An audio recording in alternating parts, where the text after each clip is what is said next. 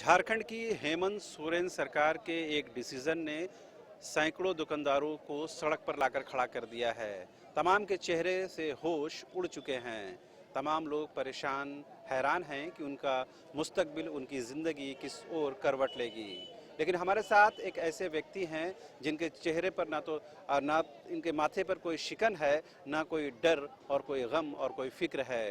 कहते हैं कि हाथ में हुनर है, अक्ल है, शऊर है, लिहाजा वो अपने परिवार का और अपने दोस्तों की मदद करने के लिए हर वक्त तैयार हैं। हम एक तस्वीर दिखाना चाहते हैं कि देखिए, बिहार के मूल रूप से रहने वाले और रांची में आकर बस गए और अपनी दुकानदारी चलाने वाले जनरल स्टोर सड़क के किनारे चलाते हैं मोराबादी क्षेत्र में। लेकिन उनके हाथों में जो चीज़ है वो दिखाना चाहते हैं कि जनरल स्टोर चलाते हैं, लेकिन हवा भरने वाली जो पारंपरिक पाइप होती है उसको लेकर ये आए हुए हैं। जब इनसे रब्त कायम किया गया, इनसे पूछा गया कि आप इस भीड़ में इस पाइप का क्या काम है, तो इन्होंने जो दलील दी वो सुनकर आज भी लगा कि इंसानियत जिंदा है, ह्यूमैनिटी आज भी जिंदा है। सीधे आपसे बात कराते हैं, पहले आपका नाम बता दीजिए। मेरा नाम रजनीश कुमार है। जी रजनीश जी, ये बताइए कि तमाम लोग हैरान परेशान है, आपके माथे पर कोई शिकन भी नजर नहीं आती है।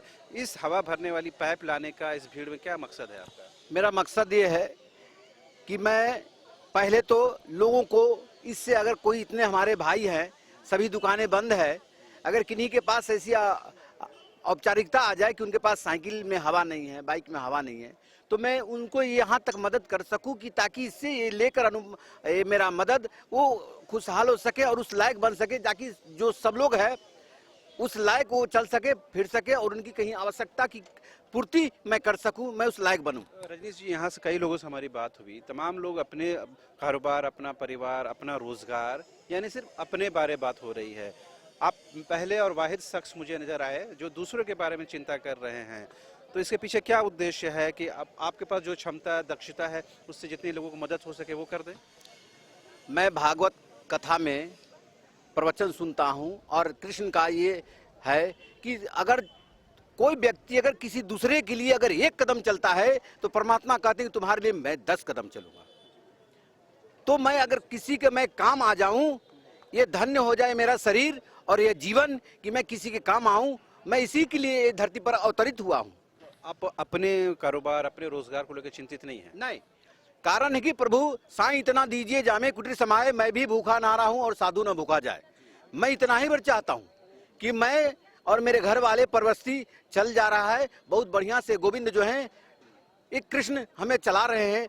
दादा, ये है ना रजनीश जी, सवाल तो ये है कि जब दुकानदारी खत्म हो जाएगी, कस्टमर आएंगे नहीं, ग्राहक आएंगे नहीं, तो रोजी रोजगार नहीं चलेगा। जाहिर सी बात है, आपके 4 बच्चे, आपने कहा कि उनकी पढ़ाई लिखाई का भी मसला है, वो कैसे चलेगा फिर? वो मैं हूँ, आज मैं 48 ईयर्स का मैं हूँ और इतने सालों में इतने थपेड़े खाए हूँ कि मुझे इतनी अनुभव हो गई है कि मैं किसी स्थिति में, किसी हालात में मैं जीने की ये मैं बागडोर उठाता हूँ और मैं खुशी से जी लूंगा। मुझे कोई हिला नहीं। अब ना उम्मीद नहीं है ना, मैं कहीं भी जी लूंगा और एक चिनिया बादाम सुई धागा बेचकर मैं जी लूंगा और मैं अपना काम जो है रुकने नहीं दूंगा। जिस हालत में ये साइकिल है, ये चलता फिरता दुकान की शक्ल में है आपका?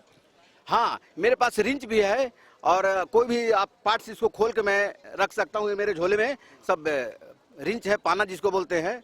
और हम हर काम से, हर रास्ता से मैं गुजरा हूँ। मैं हौसला रखता हूँ कि साइकिल से मैं बिहार पटना जाने के लिए हौसला रखता हूँ और 24 घंटा में मैं पटना उतार दूंगा। ये साइकिल से मेरे अंदर कैपेसिटी है। मतलब इसी हौसला और इसी उम्मीद की तमाम लोगों को ज़रूरत है ताकि वो अपना फ्यूचर बेहतर बना सके। क्योंकि अभी जो विपदा की घड़ी से ये लोग गुजर रहे हैं, उसमें हौसला सबसे ज़रूरी है।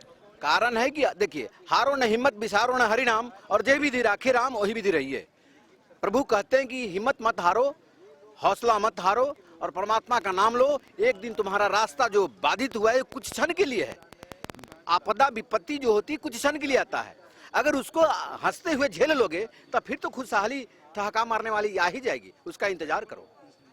आपने जैसा बताया कि आप 8वीं कक्षा के पास हैं और जिस तरह की जानकारी और धार्मिक ग्रंथों की जानकारी दे रहे हैं, लग रहा कि आपके हौसला अफजाई के लिए वो जो सीख बचपन में मिली वो ज़्यादा काम आ रहा है अभी?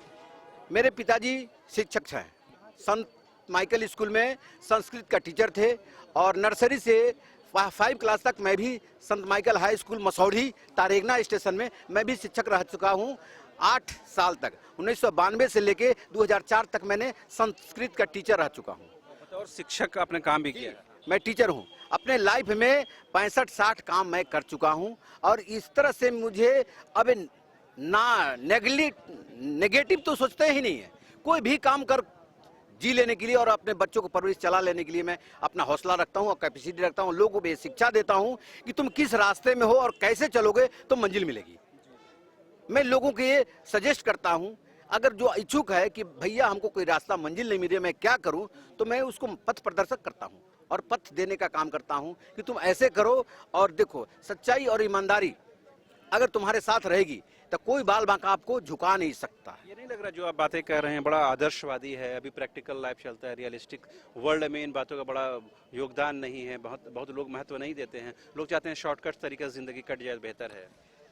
शॉर्टकट जिंदगी वही काटता है जिनके पास टाइम नहीं है। हमारे पास फुल टाइम है। मैं इतने लोगों को मैं बातें करता हूं और टाइम लेता हूं कि वो हमसे उब जाते हैं। हम शिक्षा देना चाहते हैं कि किसी को जो उत्थान उठे, वो आगे की अग्रसर प्रोत्साहित हो और अग्रसर बढ़े। लेकिन अगर वो हमारी बातों को अगर वो अमल करे और उस पर वो चले, तो मैं दावा देता हूं, अपने साथ में चैलेंज करता हूं कि वो आगे बढ़कर दिखाएगा और वो मंजिल पाएगा जो आदमी स्वप्न में भी नहीं देख सकता है। तो लग रहा कि आपको जो बचपन में शिक्षा दीक्षा हुई और जो आपने नॉलेज ग्रहण किया वो आज बेहतर काम आ रहा है आपको? मैं बचपन में स्कूल नहीं जाता था।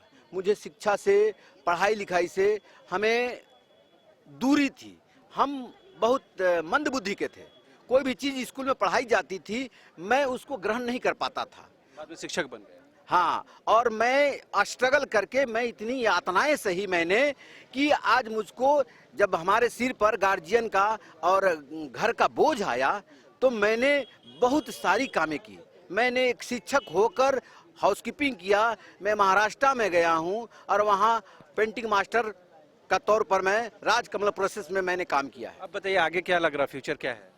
फ्यूचर यह है कि बच्चों को मैंने, तमाम लोगों का फ्यूचर, तमाम दुकानदार भाइयों लोगों का फ्यूचर है कि दुकान रहेगी और फिर ये दुकान खुलेगी और मेरा आश्वासन है कि कोई किसी को हिला नहीं सकता है। सरकार आप तो है नहीं, सरकार डिसीजन लेगी, उसमें तो आपका रोल है नहीं। नहीं, कारण ये है कि ठान लो तो जीत है और मान लो तो हार है। तो हम लोगों ने ठान रखी है। मगर ये नहीं लग रहा आपकी किताबें बातें काम नहीं आएंगी? किताबें बातें नहीं, जब अगर कोई अगर खड़ा हो जाए ठान कर तो उसको मंजिल मिलकर ही रहेगी। मंजिल ना मिलने का कोई निगेटिव सवाल ही नहीं इसमें। आपकी बातें से मुतासिर होते हैं ये लोग? हाँ, ये लोग होते हैं और देखना हम लोग तो इसी का इंतजार में हैं कि कौन आते हैं और क्या कहते हैं कि नहीं खुलेगी। अगर हमारी दुकानें नहीं खुलेगी तो शिबू शरण जी का आवास हटा लें, उनको डर है, हमें डर नहीं है। हम चौक पर रहते हैं और सीना तान कर हम लोग खाते हैं। वो तो हेरिटेज बिल्डिंग बनने जा रहा है, वो तो हटने से रहा, हटना तो आप ही को है। तो हटना हमको नहीं, हेरिटेज बिल्डिंग है तो अगर हमारे साथ अगर वो साथ कंधे से कंधे मिलाकर चलेंगे तब हेरिटेज वो बनेगी। अन्यथा अगर हम लोगों की अगर आह लगी तो बाह में नहीं गुजरेंगे, वो भी आह से गुजरेंगे। तो आपने सुना रजनीश जी, जिनकी बातें सुनाने और बताने का मकसद सिर्फ ये है कि अभी इस मुश्किल दौर में, अभी इस कॉम्प्लेक्स स्थिति में दुकानदार हों या जो रोज़गार से महरूम हो गए हैं, उन लोगों को किस तरह से अपनी ज़िंदगी गुजारने की ज़रूरत है। रजनीश जी से मुलाकात कराकर एक बात तो बिल्कुल स्पष्ट हो गई कि अगर हिम्मत और हौसले से काम लिया जाए तो ऐसी विपदा में भी आप आगे का रास्ता निकाल सकते हैं। कैमरा पर्सन हृदय के साथ रांची से न्यूज़ बायोस्कोप के लिए शहनवाज।